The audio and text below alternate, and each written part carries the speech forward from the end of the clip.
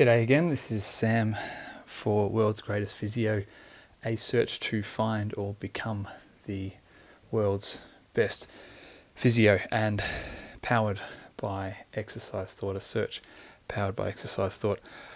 I've been procrastinating this video, haven't uploaded for quite some time, and that's because I had all these hesitations about, the video quality is not top shelf, the audio quality is not what you now see on YouTube these days, or I haven't scripted the video, and decided to go with a one-take policy today. There's going to be no editing, it's just going to be what you see is what you get. The topic of today's video is to answer the common questions that I've received from different parts of the world. Often they're from physiotherapy students who aspire to be physiotherapists and who actually have set the bar very high for themselves in their questions. So we're going to go through a question from India, a question from the Netherlands, and we have a third question. I'll check when I read the message which part of the world that was from. So please do submit any questions you have about physiotherapy, what it means to be an excellent physiotherapist. I'm not claiming to be representative of such a description, but I am passionate about the physiotherapy profession, and I am enthusiastic, or at least I have positive expectations about the potential benefits of having a conversation as a profession about what it means to be world class. Not that we should be pitting pitting each other against one another. Not that we should be saying, this person is terrible and I'm better than them, or bowing down to someone because they know everything. That's not what I'm recommending. What I'm recommending is that we set a bar at world's best physio, and that we then that we then pursue that standard for ourselves and for our profession. So we'll kick off with the first question. Anyone who has a question is welcome to email sam@exercisethought.com or students@exercisethought.com if you're a student. And we'll kick it off with Navneet. Navneet lives in Jodhpur, India. I probably mashed up that name something horrible, so I'm sorry, Navneet, if I didn't say your home city correctly. Navneet has just passed his Bachlor of Physiotherapy and hopes for some tips for future education. My response to Navneet is quite simple. I would recommend going to, not just to Navneet, but to any person who's interested in pursuing a greater understanding of what it means to be an excellent physiotherapist. I'd recommend shamelessly going to exercisethought.com. There is an education tab on the website, and when you click that tab, you'll be led to a page which lists the 50 diagnoses. Sometimes, actually, it might even be more than 50 diagnoses now, that we see coming into the clinic. Of course, it's people who come into the clinic, not diagnoses, but we see people coming in with lumbar discogenic lower back pain. We see people coming in with ankle sprains. We see people coming in with a wry neck, or we're actually seeing a lot more people in the last couple of weeks coming in with soft tissue injuries like hamstring strains and strains of the calf muscle. So I would recommend starting there, teaching yourself, disciplining yourself to becoming accurate in diagnosing and treating these common conditions. When you can diagnose and treat these common conditions, and you can use ChatGPT, you can use Physiopedia, you can use whatever resources you want. You can grab a physiotherapist who knows this and ask, hey, can I test my knowledge against you? Can you please pop quiz me? Can you ask me questions and really dig deep and try to trick me and see how well do I actually know this stuff? We need that kind of friction. Iron sharpens iron, as the saying goes. So that would be my first recommendation to Navneet, or to any physiotherapy student or young physio who's already graduated to identify the common diagnoses, the common conditions, the common problems that people have, and to then solve them. And I'm not saying that these conditions are specific to the setting that exercise thought is focused on, which is community-based private practice in Lilydale, Australia, because I interviewed, you might actually see it, it's already on YouTube, I interviewed a gentleman about Nigerian physiotherapy, about physiotherapy in Nigeria. I asked him, what are the common problems that you experience, or the common problems that you as Nigeria experience from a physical health point of view? And the first things that he listed were chronic diseases like obesity and cardiovascular disease and diabetes, which I would associate with a richer, more affluent country. Here we have Nigeria, which is predicted to be one of the most populous countries in the world in the coming decades, already as a developing country experiencing these chronic diseases. So it's not just about your location, because you'll find that everywhere in the world there are human bodies that experience the same pains and the same problems. There might be a slight difference in how frequent these problems pop up, but as a physical therapist, you have a responsibility to learn about all of these, about all body systems, from neurological, cardiorespiratory, neuromuscular, everything, and to blend it into a broad knowledge base that can then be personalized to the person that you're speaking to in that moment. So that's my recommendation, Navneet. Start at exercisethought.com, identify the clinical milestones document, and test yourself. You can choose how you test yourself, but make sure you know how to diagnose and treat these conditions. So thank you very much for your question. If you have any follow-up questions, Navneet, please do get in touch any way you like. And the next one we have, I don't know if this is one name or two names together, but it's Eman Habashi. I'm sorry, Eman Habashi, if I've minced your name up. Your question comes from Egypt, the University of Hertfordshire. Shout out to Physio students in Egypt. And the question is, I want to know how I can be a distinguished physiotherapist. Bit of flattery in there as well. I won't read that out. It's too kind, Eman Nabashi. So my response to this is, you really have to, I suppose there's two things. You have to love what you're doing.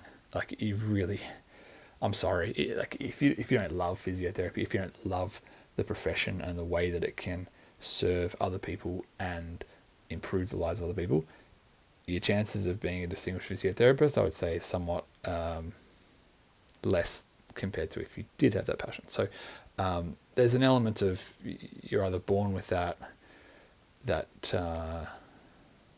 natural set of personality traits and gifts, or you're not. So hopefully, given you're asking this question, that you have been born with these gifts.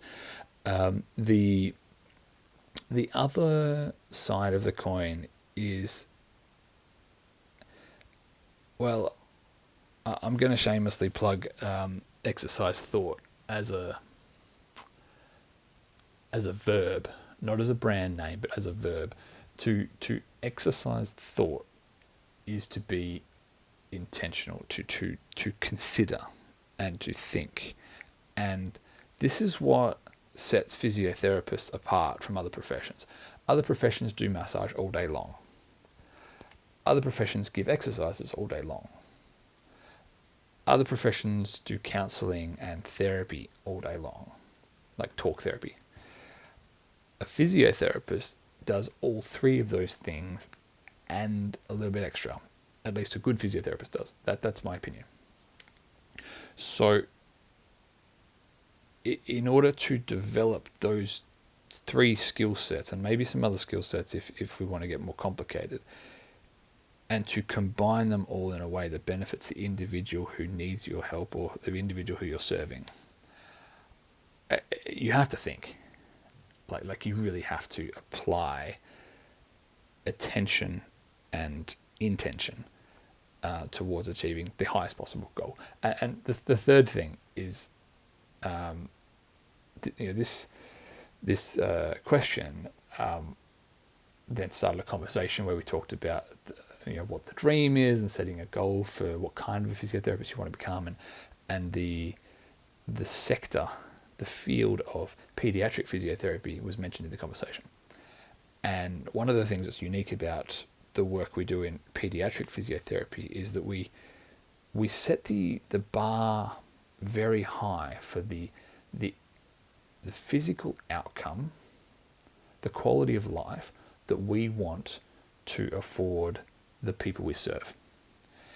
When we get towards the end stage of life, the last few decades or the last few years of life, we often lower the bar and we often say, oh, well, they've had a good life. Oh, well, wouldn't want to push them too hard, or, oh, well, people don't heal as quickly when they're older, yada, yada, yada, all this kind of stuff.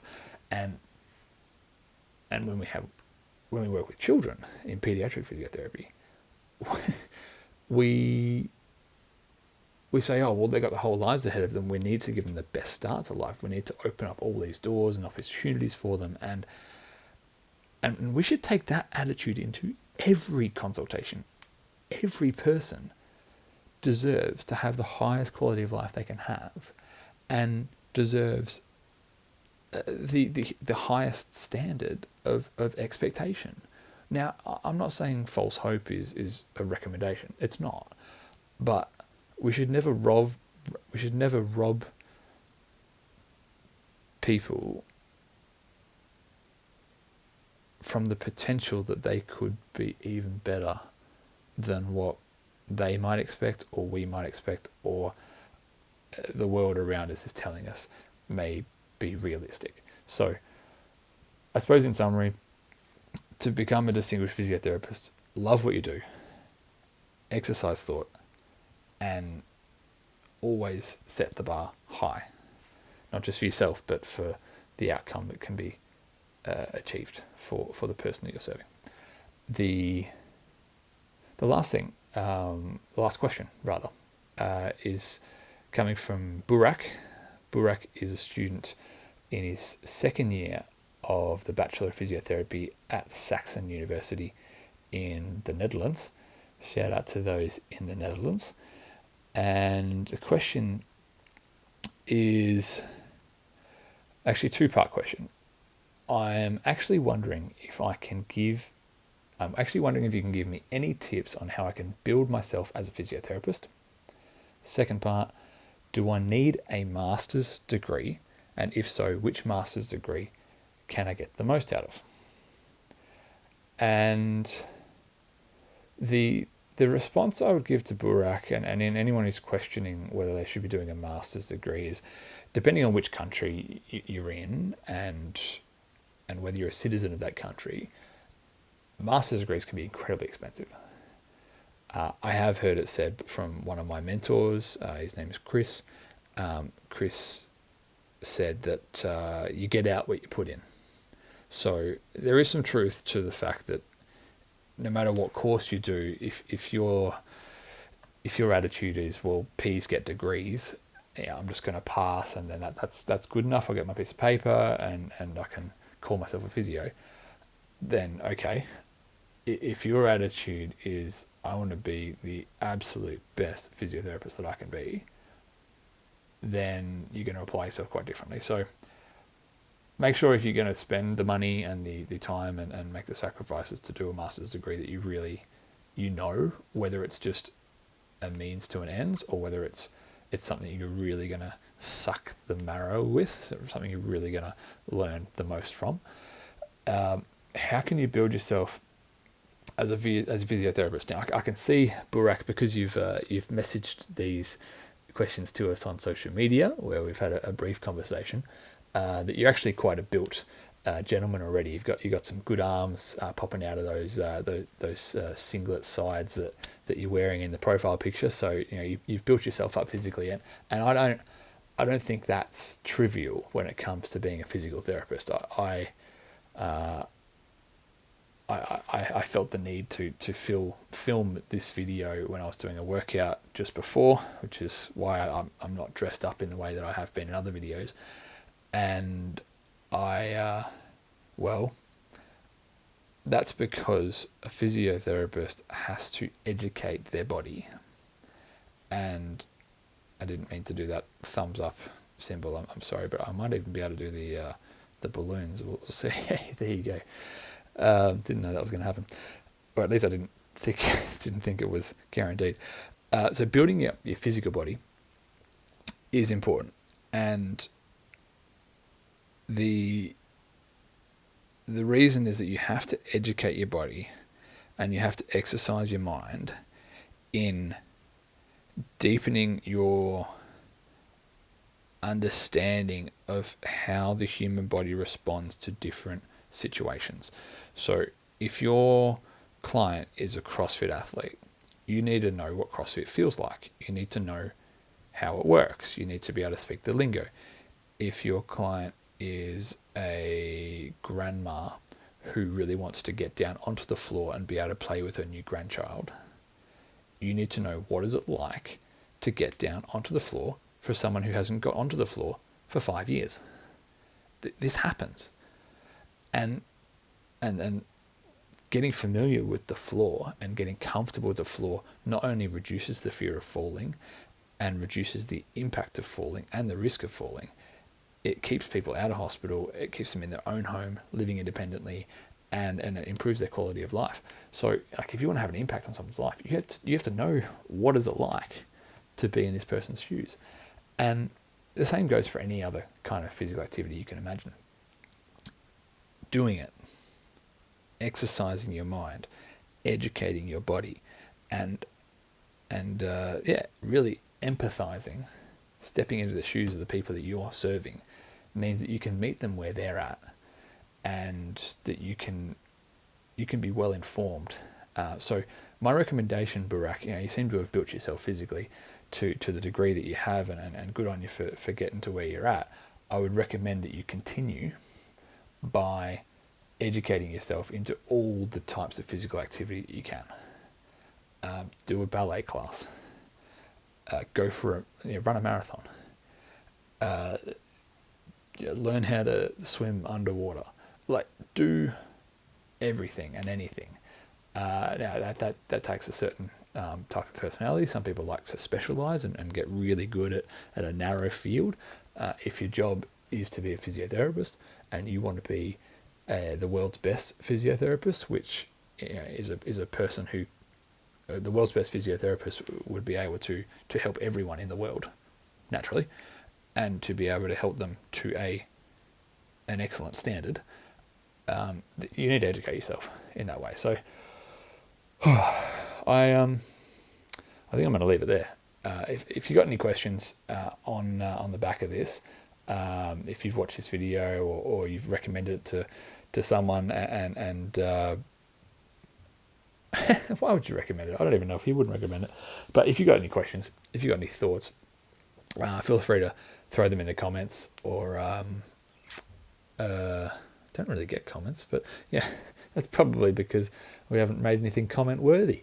But anyway, thanks for the questions so far. I hope you found this useful. We're going to continue the search for world's best physio to find or become the world's best physiotherapist. We have some contenders, and I dare say that we may actually have made a decision. We just need to check a couple of things out before we really lock it in and announce it. So if you got someone who you think is the best physio in the world, please let us know who it is so we can chat to them.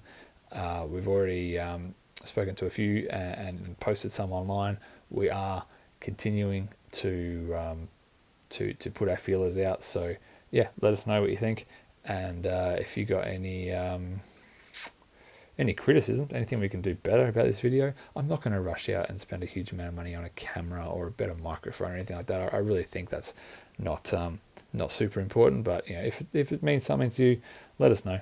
And as always, exercise the mind and educate the body. Peace out.